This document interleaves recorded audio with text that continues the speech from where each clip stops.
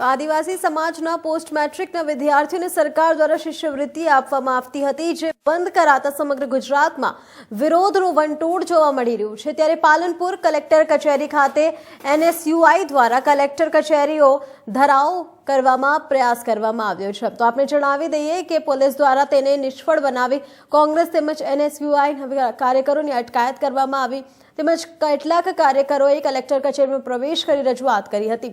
આદિવાસી સમાજના વિદ્યાર્થીઓને અભ્યાસ માટે સરકાર દ્વારા પોસ્ટ મેટ્રિકની શિષ્યવૃત્તિ આપવામાં આવતી હતી, પરંતુ કેટલાક સમયથી આ શિષ્યવૃત્તિ સરકાર દ્વારા બંધ કરવામાં આવી છે, જેના કારણે આદિવાસી સમાજના વિદ્યાર્થીઓને અભ્યાસમાં મુશ્કેલીનો સામનો કરવો પડી રહ્યો છે।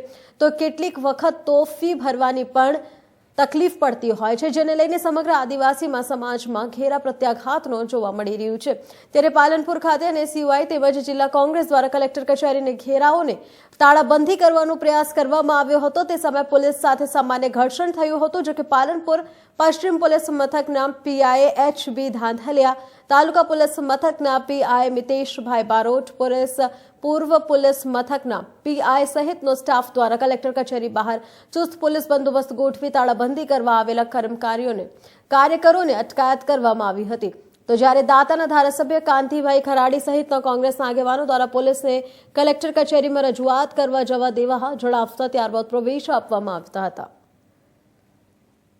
સમગ્ર ગુજરાતના આદિવાસી એવા 14 જિલ્લાઓની અંદર જે આદિવાસી દીકરા દીકરીઓ જે અભ્યાસ કરે છે, એમના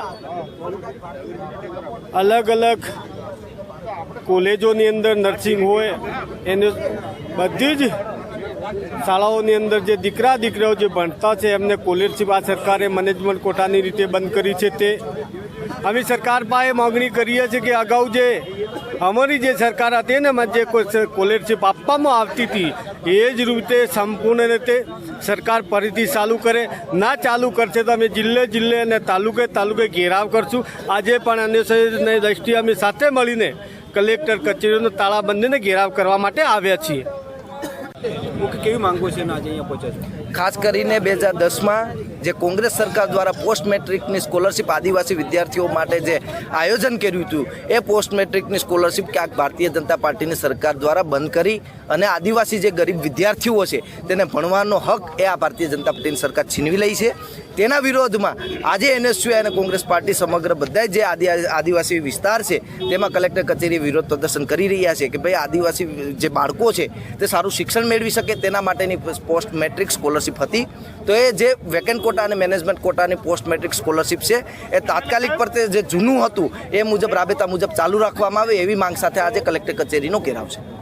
માંગો નહીં સ્વીકારવામાં જો આવનારા દિવસોમાં માંગો નહીં સ્વીકારવામાં આવે તો આવનારા દિવસોમાં સમગ્ર ગુજરાત અને વિધાનસભા ઘેરાવ સુધીનો NSUI પ્રોગ્રામ કરશે। નરેન્દ્ર સોલંકી, પ્રદેશ પ્રમુખ, ગુજરાત NSUI। આજનો કાર્યક્રમ અમારા કલેક્ટર ઓફિસની તાળાબંધીનો છે। જો આ કલેક્ટર અને અધિકારીઓ જો લોકહિતના કાર્યો જો ન કરી શકતા હોય તો આ કલેક્ટર કચેરીની પણ કોઈ જરૂર અમને લાગતી નથી, એટલા માટે આજે એને તાળાબંધીનો કાર્યક્રમ